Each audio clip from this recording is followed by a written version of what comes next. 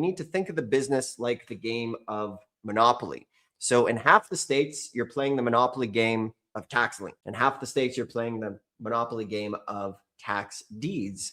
And the reason this business is so misunderstood is because every single county has its own unique rules on how the game is played. So you have to get the rules and understand the rules. And there's some dangers in tax deed investing. And a couple of the dangers are clear title.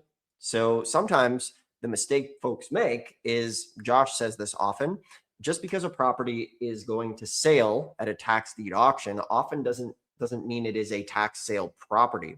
So for example, in Texas, we see people ruin their lives by literally bidding on a property that they think is a tax deed property. However, it's actually the homeowner association that is using the sheriff to auction off the property where the mortgage doesn't get wiped. So when you think of tax deed investing, what it does is it wipes out the mortgages on properties because it is the fundamental lien, is the very first lien on the property to exist. You know, when the government divided up lots of land and plots of land, the property taxes are the very first lien attached to it. And basically, when we look at title is a history of that property from its inception.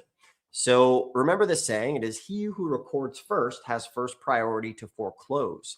So the reason when you buy a property at a tax deed sale, it wipes out the mortgages is because the tax lien was recorded first on the foundation, basically on the land.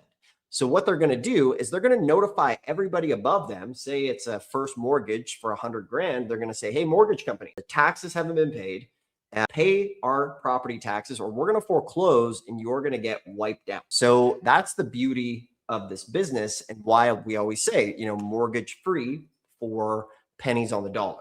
So remember it that way. So a couple red flags to keep in mind when you guys are getting into this is make sure it's going to be a tax deed property. And from there, the next thing you want to make sure of, any red flags on the property are other municipal liens on these properties. So for example, the county is not the largest fan of wiping out their own liens. So we've seen grass cutting liens before for as much as like $50,000 on a $20,000 piece of property. So obviously that's no fun. We don't want to be getting into those.